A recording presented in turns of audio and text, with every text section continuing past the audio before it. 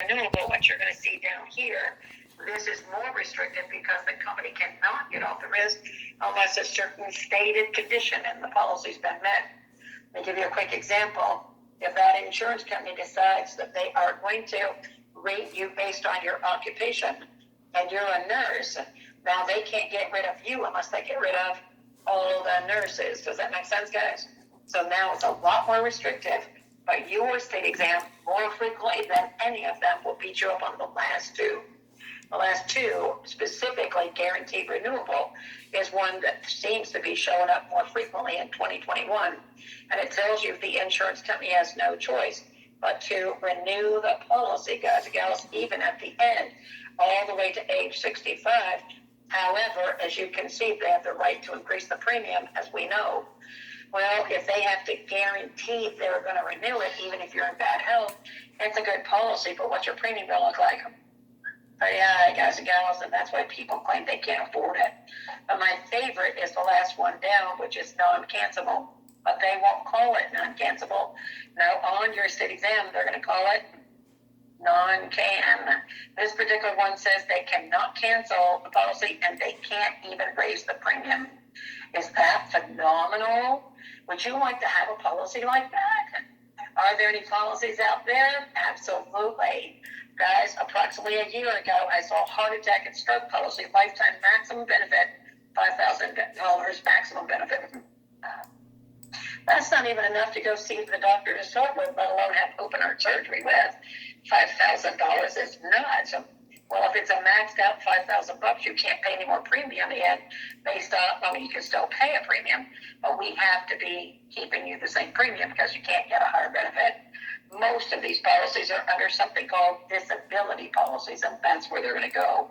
So you can see this under that category there. In the meantime, though, what you care about is this, guys. What they're going to do is take one of the definitions, and they'll give you 4 titles, and you got to match it. Or they'll give you a title with 4 definitions, and you got to match it. So that's how the game's going to be played. Head on down here with me and find something called exclusions, guys and gals. Under exclusions, what I want you to know is every single policy we give, we always have to take some away, as you can see.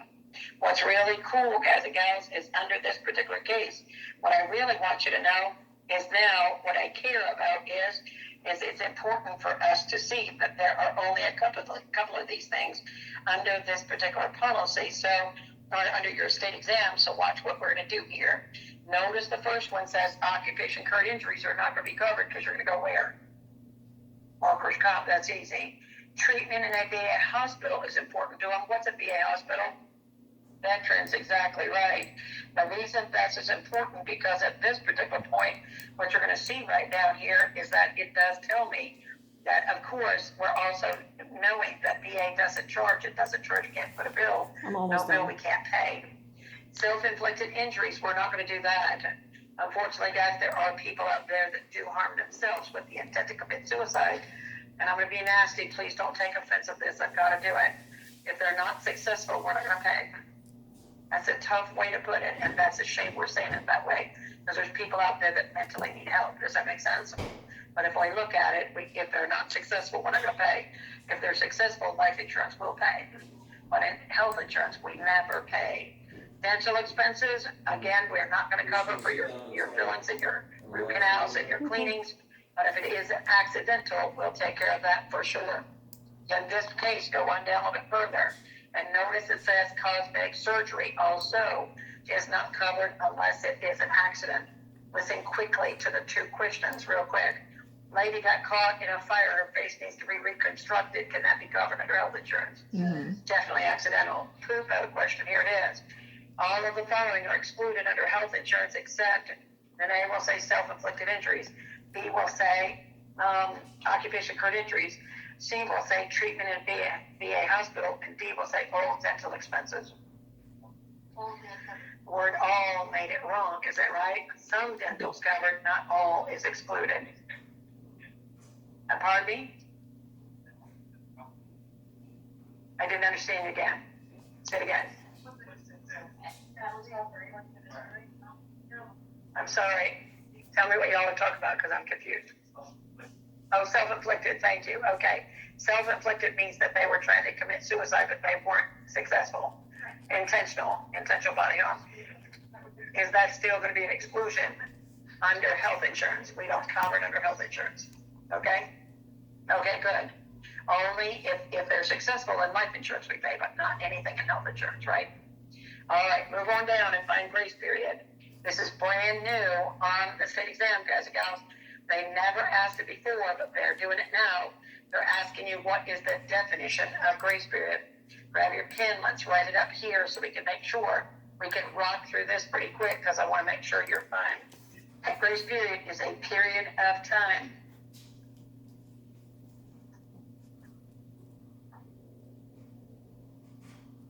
After the premiums are due.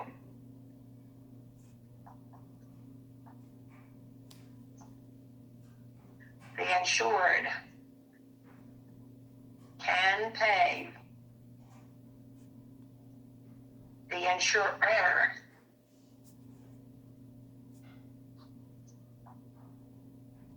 must accept them and provide coverage. Guys, grace period. You have a grace period in health insurance. You have a grace period in life. You do not have a grace period in property and casualty. What we're telling you, though, is if you do have a grace period, it makes a lot of difference on how frequently that you actually pay your premium. As you can see, the grace period time frames are going to be important for your testing pleasure as well. So if you have a period of time to pay it after it was due, if you pay weekly premiums, you got 7 days. Monthly is 10 days, and 31 is all other. What you're going to find is that's a Florida statute. It's on your state exam. Be careful of that. Make sure if you ever see Florida statute, you're good to go. Now, when you get the question, there are two. One says our insured is paying their premiums on a quarterly basis. What's their grace period? 31 days, because it's quarterly. That's the all other. Is that right? Your next one says what best describes the grace periods under health insurance. And it will say 7, 10, and 31. One will say 7. It will say 14 and 30. Next one says 30, 60, and 90. And my favorite is 1 year, 5 years, and unlimited. 7, 10, and 31. Answer of choice. If you do not pay it by the end of the grace period, your policy is canceled, and sometimes you want it back. Does the company have to give it back to you? And the answer is no. May they give it back to you? Is the answer is yes. However, for your testing pleasure, all they care about is Florida law. If you have it reinstated, you have accidents covered immediately, but that's not your question. Your question on the state exam is, if you have a sickness after reinstating it, how many days do you have to wait until you're eligible? 10 days is Florida statute. Remember, I said Florida statutes on your state exam. Moving on down, limitation on insurance defenses. What does that mean to you? That means that you have what's called an incontestable period, which means after 2 years, only fraudulent misstatements in an application can be used to void the policy. This is different than life insurance. Anybody who's a specialist in life insurance, forget what you know. Health insurance is different. What you care about, guys and gals, that 2 years gives the insurance company enough time to find out information that they never asked you and you never volunteered. That's what the 2 years time frame is for. But if in fact anyone lies on their application in health insurance, it is contestable for the life of the policy. So if we find out you lied on the application 18 years after you bought the policy, we have the right to say we're not paying your claim, see you, we're out of here, because it's contestable for life if it's fraudulent statements. That's a question on your state exam, guys and gals. When is your policy? If you have a fraudulent statement on the application, how long is your policy contestable? Your answer is life of the policy. That's what you're doing. Don't worry about pre-existing conditions, because we and the federal government don't know how to spell that anymore, so don't worry about it. No, double indemnity, not important. They're down to dread disease. These are types of policies out here, guys, and these are what we call incurable policies. What does that mean to you?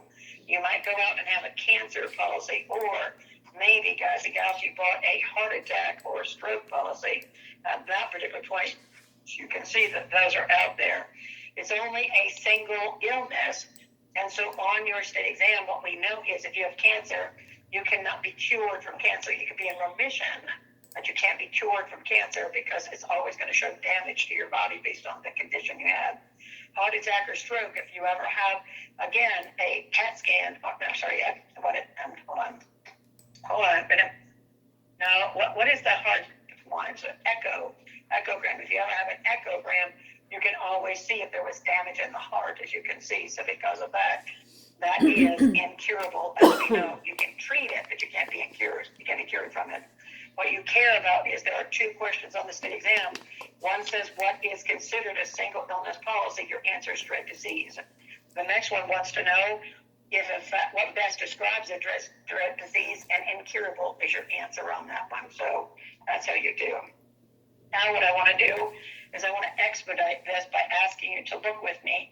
I am actually putting a box around a lot of these. Well, let me do it differently, guys and gals, because what we want you to know is this particular one. Hold on, let me do it here. If I'm looking at these particular coverage forms out here, I want you to know that everything's in a blue box is going to fit under what we call the basic medical expense policy. Let's start with you by asking you to just sit back, look up here, have your camera ready. But here's what we're going to do. Basic medical expense policies, what this is telling you is these were the first ever policies that pretty much came out. And what we want you to know is we pay first dollar of loss with no deductible under these particular policies, which is pretty cool. We don't have a deductible under basic medical expense, which is really great. But if we want to pay benefits under here, you have the right to build it, and you can make the decision if you want hospitalization coverage. If you want hospitalization coverage, it says that we're going to help you only if you're a bed patient in the hospital to pay the hospital only. So we will cover room and board, guys and gals, because they do charge you to sleep in there $1,200 a night to be woke up every 3 hours to find out if you're okay. That's not good. However, in this case, you also have something called miscellaneous expenses, which is literally the cost of the operating room or any other type of drugs that they're giving you in the hospital. So if you want to, you can have the hospitalization policy, and we'll pay the hospital bills only up to the stated limit in your policy. The bad news is you get to pick your limit, and the hospital room and board is up to you. The standard basic policy covers it up to approximately $350 a day, which is not going to be enough, guys, because we just told you semi-private is at $1,200 a day now, but you're going to pick that dollar amount based on what you can afford. But unfortunately, the hospitalization policy does not take care of the doctors. If you want doctors to be paid under that particular case, there are two opportunities. One is called the surgical expense, and in this particular case, if they're doing surgical expense, under that, what I want you to do is to know only if they operate, do they actually get paid? If the doctor does not cut, the doctor doesn't get paid. In my young life, I remember the doctors used to say, we're going in for exploratory surgery. You don't be telling you're going in for exploratory. You better make sure that you know what you're going in. Don't you be exploring on this body. Well, that's what they needed to take care of their parts payment. But we didn't want them exploring, so we came out with another one, and the other one is physician's coverage, guys and gals, or physician expense. This is if they do not operate. And at that particular point, we can go ahead and take care of the office or the hospital or the different businesses out here, which is pretty cool. Why am I telling you all this? Because these are benefits that we are going to make available to you under this particular policy, which is not a bad policy, but it's not a good policy. But we do also have other policies out here that we are going to call specialty policies, is what it is. When I talk about specialty policies, what I want you to know is there's another one out here called hospital indemnity. Hospital indemnity is not the same as hospitalization. The reason this is important is because it pays a flat amount per day. Every day you're in the hospital, that's all you get under hospital indemnity. Remember, under hospitalization, you get room and board and operating room. But under hospital indemnity, it's a flat amount per day for every day you're in the hospital. What I do know is there's a state exam question that says our insured had a benefit for $100 a day for every day in the hospital. They were hospitalized for 7 days. How much is payable if they have hospital indemnity? You just take 7 times 100, and that's all they get. We don't care what the doctor bills are. We don't care what the hospital is. They just get that amount only. Originally, it was intended to help them with their deductibles. That was originally the intent of that policy. However, my friend said that's an Aflac policy, if that would be true. It's also Colonial Life and a few others. But what I care about is even cancer, stroke, or any of those that are Aflac are still valuable policies. We just need to make sure we have the better coverage to wrap around it, which is pretty cool. However, in addition to that, when I'm looking at hospital indemnity, there's now an accident policy out there too. But the key word was accident. So now we can pay medical, but interesting, we can also cover loss of earnings or loss of income under this one as well, which is pretty interesting that we're going to do that.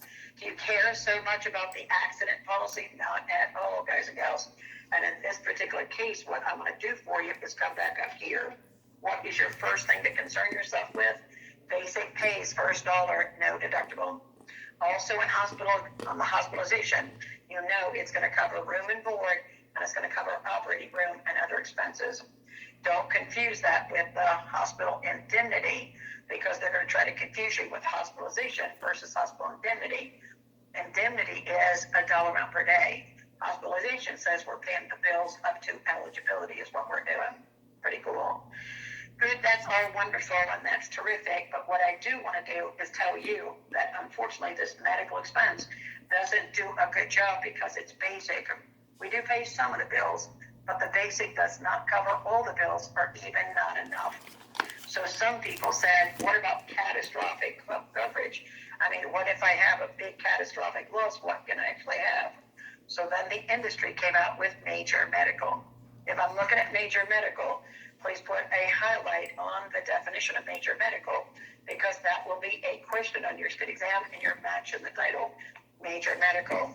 What that says, guys and gals, it's characterized by a deductible, high maximum policy limit, and co-insurance is what that's designed to do. Now, unfortunately, here's the bad news. We've been talking about property co-insurance through the weekend. This co-insurance is not like property. This co-insurance is the truest form of co-insurance, guys. That's what it is. If you look up co-insurance in Webster's dictionary, this is sharing the risk. So ever that you wanted to have this policy, what we would do is come over here and sell you a major medical policy, guys and gals. And if we did that, then at that particular time, you would have to have a deductible under major medical, and on top of that, you would also have co-insurance. Anytime we have co-insurance here, it's represented by 2 separate percentages is what it's going to do. Most common percentages is 80-20, but it doesn't have to be that. It could be 75-25, it could be 60-30, it could be 90-10. Now today, it could be 50-50 out there today, which is kind of interesting, but why do you care? Because the first number that represents the 80% is the amount that the insurer pays under that particular category, and that's the insurance company is going to pay the 80% right there. However, guys, the 20% is how much the insured is going to pay, and because of that, we can see how important that is to kind of look over here as we're doing that. How cool is that? Good news, guys and gals, that's okay.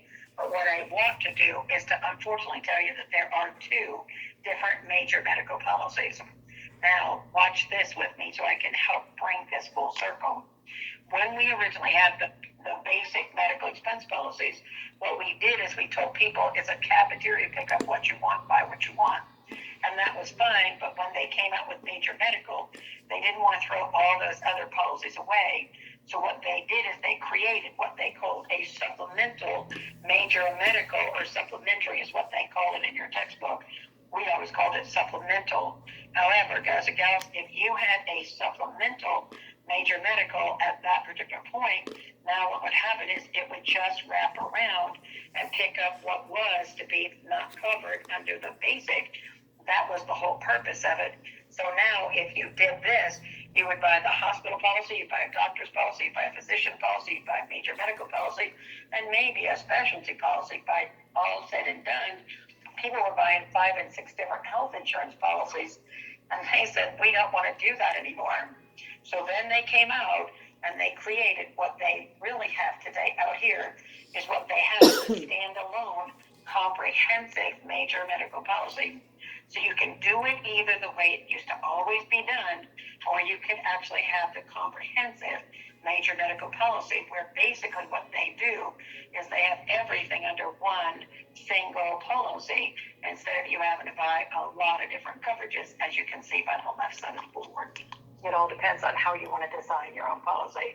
But if you buy the one single policy, you're paying the premium based on how we developed it. You actually buy the one on the left side, you build it your own way. Is that way you're going to do that? Good news, that's how these policies work. But unfortunately, we can't stop there, so head on back with me to the page that you have here, and you can see that I told you there's some deductibles. And now what I've got to do is before I get into the crazy deductibles, I forgot to tell you, but there is a question comprehensive major medical. Listen to your story, guys and gals. It said, are insured as a comprehensive major medical. They have $8,000 of medical bills. They also happen to have a $1,000 deductible, and they also have 80/20 co-insurance. How much is the insurance company going to pay? What am I doing first, guys? Always take off the deductible because it's the insurance share, and we're going to do the math just like we did the no-fault law. Do you remember this is what we did at no-fault? Then you had $7,000, and we multiplied that times the 80%. $5,600 is what the insurance company's going to pay, and that's pretty okay, which is pretty good. What I care about, though, is just like no-fault. That's not the most popular question on your state exam. That's what I'm going to do. Says our insured has $8,000 of medical expenses. They have a $1,000 deductible, and they have 80/20 co-insurance. How much is the insured going to pay? Well, we're already going to take off the deductible. Now we're going to multiply it times the 20% because that's the insured share. And if I do a good job, that's $1,400 with your state exam. When you get there, it's going to say A is $1,000, B is going to say $1,400, C is going to say $2,400, and D is going to say $56 just to make your life difficult. Good, guys, because you're going to have to pay the 20%, and you got to pay the $1,000 because the policy doesn't do that. Is everybody fine with that? Just review from no fault 9,000 years ago when you started, which is pretty cool. We don't have time to talk about that, my friend. I love you a lot. And see me later. I'm happy to have a conversation with you about that, which is pretty cool. However, in this particular case, there are two other types of deductibles, and this is only going to come into play, guys and gals, only in these two deductibles if you have the combination. You have to have a combination of basic medical expense and the supplementary major medical is the only time you can actually have these other two different deductibles that are down here. I'm going to be honest with you guys. If you came to my life and health class and you learned that, I'm going to tell you, I normally take about almost 35 minutes just talking about these two deductibles when you come to that class because they're quite complicated. Can I give you some good news? Here's how easy you care about it, and I'm just going to oversimplify it. Come back and I'll tell you the entire story later. But now, guys and gals, what we already told you is that you have a basic major medical policy. You have a basic policy, and then you have the major medical. In this case, what's going to happen is if you ever have $10,000 of medical bills, we have to go over and we have to figure out of each bill how much is the basic physically going to pay. Let's assume that the basic is actually going to pay $5,000 under this particular policy here. Then under the bills, we have to subtract the $5,000, which the basic paid. And now at that point, we've got to say, okay, the balance is supposed to, of $5,000, go to major medical. But if you had a corridor deductible, you must take the deductible off before you go to the major medical because the deductible's in the middle of the two policies is what it is. So in this particular case, what I just said is pay dollar for dollar, no deductible underneath of the basic. Then apply the deductible and take the balance over to the major medical. So if you have a $1,000 deductible, at that point there's a $4,000 balance, and that $4,000 is what goes over to the major medical, and we pay that there. You care about all that? Nope, you just care corridors in the middle of the basic and in the middle of the major medical. Is everyone okay with that? In the middle. Now what I want to do is integrated. What is integrated? What I want you to know is what's paid by the basic. You waive dollar for dollar of the deductible. So now, guys and gals, if you have a $1,000 deductible and now you had $500 paid under the basic, we're waiving $500 of the deductible, and major medical pays anything after you pay $500. And if you have a $1,000 deductible and the basic paid $5,000, you don't even have to absorb a deductible, because integrated said we integrated it as though you already paid it, because it was paid over here. We're only looking at major medical, and if it's paid over here because basic paid it, then we're not going to worry. Does that make sense? Okay. Do you care about all that? Get a question wrong under integrated, but I'm going to tell you, corridor seems to be the only one they asked, and corridor's in the middle of the basic and the major medical. That's what they're going to do. Moving on further down, there's a question, guys and gals, that someone came back and said, Diana, I got a health insurance, co-insurance question, but when you told us 80-20 and you told us 75-25 and you told us, 60-40, that wasn't what my state exam said. I said, tell me what you know. They said, Diana, they wanted to know what were going to be the deductibles under major medical, and my option was 10% and 20. The next one was 15 and 30. The next one was 20 and 25, and the next one was 80 and 90%. None of those make sense, guys, because the first is how much the company pays, that second is yours. We want to get you back to 100%. Is that right? So here's what I have to believe, and I'm only guessing because it's not in your state textbook. Someone got creative on a question. What I'm going to believe is they're going to ask you what are the popular percentages the insured has to contribute to the co-insurance equation. Does that make sense, guys? 75-25 was a popular one. 80-20 was a popular plan. So I'm believing that it's got to be 25 or 20-25. I don't know the answer because I don't know how the whole question was worded. Just wanted you to be aware. Right below that, you can see there's something called Medicare supplements. Grab your pen in the margin, right in Medigap. Because in one question, they'll call it Medicare supplements. In one question, they'll call it Medigap. And what they're going to ask is, what's the purpose of the Medigap program? The reason they do that is because if they said Medicare supplements, it would be too easy, wouldn't it? That's why they call it the slang word we use, which is Medigap. And what they want you to know is, under Medigap, it's going to pick up where the federal Medicare program leaves off, deductibles, co-pays, and etc., which is pretty good. We like the Medicare supplements. However, guys and gals, there is one major concept. That's Florida Law, and Florida Law is going to come out and ask about something called a free look period. What in the world is a free look period? You can see I provided you the definition, which basically says when you buy a policy, you're relying on that agent's word as to what you bought. Then you get that policy, you find out it wasn't what you thought you had. Now, by Florida law, you can refund it and get a full refund in that case. Your state exam is going to ask you about Medicare. And under Medicare, how many days do you have to look it over if you're considered 30 days? Guys and gals, that's what's going to happen. And the other thing, and always on your state exam, they're going to ask you about a pre-existing condition for the Medicare supplements.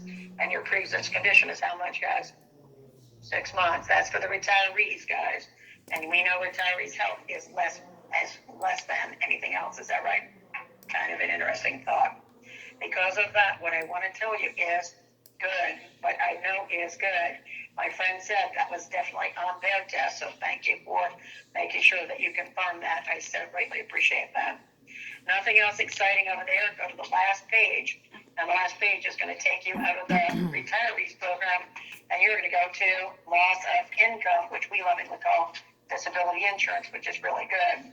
However, guys and gals, I have to explain these 2 lines right here, 3 lines, because that's Florida law. Sit back, watch the show quickly so I can get through it quickly. Here we go. Whenever I went out, very young, not knowing insurance at all, I wanted to make sure that we were conscientious. We had coverage if we got, what's his name, and I became disabled. So I bought a disability policy, and at that time, it was a flat benefit. And because of my income, I could only get $800 monthly benefit. I could only purchase an $800 monthly benefit because my income was so low when I was young back in the 1970s. Well, that was good. And basically what the company said is if you ever become disabled, and if you are totally disabled, we'll give you $800. And fine, until I got a raise. But then when I got a raise, that benefit never went up, even though my paycheck went up. It wasn't helping me to stay in time with those increases. Then I found out there is something called a percentage disability policy, and the percentage policy says we're going to provide up to 60% benefit of your payroll, and that's how this actually works out. That's the qualifications there. Well, then I got pretty creative, and I said, okay, if my income is actually $2,000 of income, then I already know that this particular one, let's call it Company B over here. Company B has a policy, Company B. Company B has a policy that says that out of the benefits they have, the only amount that's eligible out of my paycheck is going to be 60%, is the eligible amount. But in this particular case, if I do 60%, then that tells me that I'm only entitled to $1,200 under the eligibility of that. So I thought, okay, well, that'll be good, because if I get $1,200 there, get $800 from the other, I'm made whole again. But Florida said, no double dipping. So what they decided to pass into law is if you happen to have two disability policies, the percentage policy is reduced by whatever the flat benefit's going to be. So now if Company A paid the flat benefit, then Company B is only required to cover the $400 difference, because they don't want you to go more than the overall 60%, because they don't want you to stay home and watch MacGyver. Take a photo out for me, please, if you will. Because what we want to do is to tell you that the story that I just put on the board is actually the 3 lines that are in your book, and that's to help you to see how the game is played. So percentage is eligible, but flat is first, and percentage is after that, but no more than the percentage amount allocated by your policy. So that's how the game coordinates benefits with flat and disability is out there, which is pretty good. My friend said, Diana, can you just confirm one more time what you said was 6 months? And go back on the previous page under Medicare supplements, and you will see under Medicare supplements, under the 3rd line down, all the way at the end, it said that the Medicare supplements for the seniors have a 6-month waiting period before we're going to pay anything for their health, which is pretty good. Good. You're exactly right, Errol. This is coordination of benefits is what this one is here. One more time, please. We do have that down here as well. We do. Thank you. All right, move down here. What I want to do is come down and see you bought a disability policy, and your policy is based on what type of risk you are to the company. Let's assume that you were an administrative employee, and then you decided you got to work outside. So what happened was you accepted a job washing windows on a 30-story building. Your company has no sense of humor. But if you do not call the insurance company and say, hey, I changed my jobs, now at time of loss, the insurance company has the right to reduce down the benefits to what the premium would have paid in the higher income, if that's on your state exam. It's going to say, if we change to a more hazardous risk, how is the insurance company going to handle the claim? And your answer is reduce the benefits. If you go to more hazardous, that's important. Also, in addition to this, these policies for disability have a waiting period, because we have to figure out if you're disabled. The first question wants to know what's the purpose of the waiting period, and that's to help hold down premiums. However, guys, shock and shock, this is the first time it's on your state exam. There's something called an elimination period. Please help me out and grab your pen, write this on the margin quickly.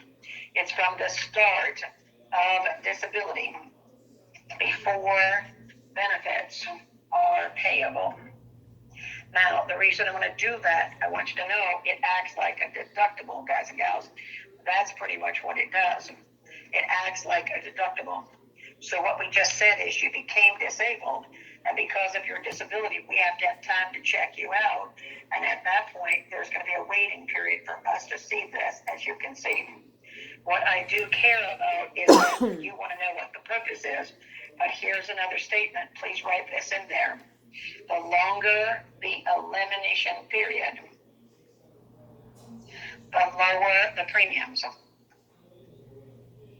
The reason that's important for you is because if you choose a 180-day elimination period, That means the company's not going to pay a dime until you're in that, that you actually need the coverage for 6 months.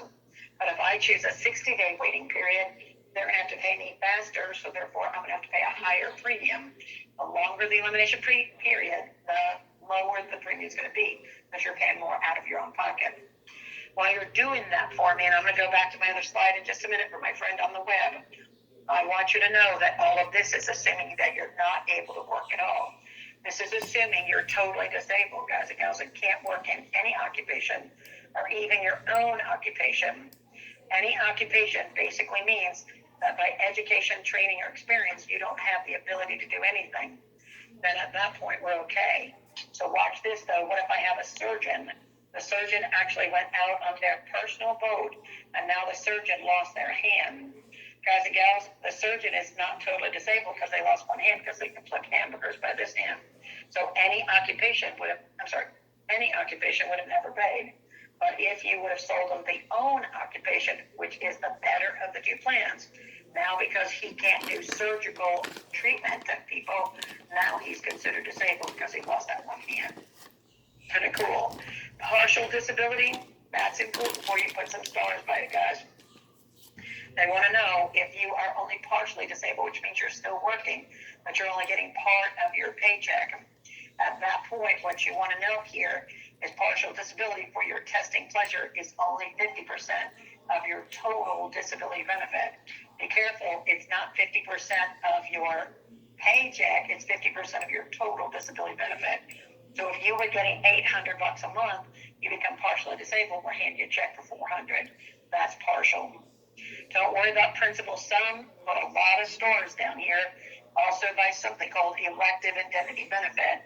This is also another feature of interest, because if you have a short-term disability policy where it's only going to cover you for 2 years, and we find out your disability is going to be a lot longer than 2 years, there's no reason for us to actually pay a monthly benefit out. You or we could make the decision to change how we're going to pay that out. Please look at the definition, because either you or the insurance company could make the decision to pay a lump sum benefit for those 2 years in lieu of a weekly or monthly benefit is what we can do for your testing pleasure. And elective indemnity is there. They're going to give you the definition. You're going to match the title. That's how straightforward that's going to be. Lump sum benefit in lieu of weekly or monthly. What's it called? Elective indemnity benefit. 9,999,000 stars. Waiver of premium is on every single state exam, guys. And let me assure you that this is disability only. For your testing pleasure, disability only. You cannot have waiver of premium on major medical. You cannot have waiver premium on your hospitalization policy. You cannot do it. This says if you become totally disabled, we, the company, will waive the premium payments until you're no longer disabled. Is that not phenomenal? Pretty cool. I like it. There's still some guidelines that you need to know, but right now we don't have time in this class. Come back to my absolute phenomenal class. And yes, Harold and I will teach you a lot about what you need to know in that other class, which will be pretty cool. But now, do I care about the riders, guys and gals? And your answer is no. I don't care about the riders. Don't worry about those. But head on down and find something called HMOs and PPOs, because we call them managed healthcare programs. What is a managed healthcare program? That means the coordinator of the group has already